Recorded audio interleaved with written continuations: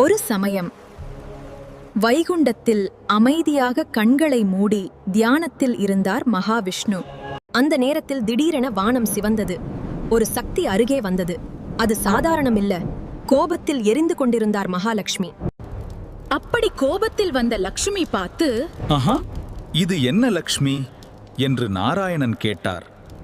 அவள் கண்களில் தீ, குரலில் அதிர்ச்சி. மனிதர்கள் தர்மம் மறந்துட்டாங்க, பேராசை, பொய், அநியாயம் நிறைந்து விட்டது. நான் இப்படி இருக்கும் உலகத்துல இருக்க முடியாது. அந்த ஒரு வார்த்தை கேட்டதும் நாராயண உள்ளுக்குள் பயந்தார். ஏன்னா லக்ஷ்மி இல்லாத உலகம் வறுமை, துன்பம், அமைதி இல்லாத வாழ்க்கை.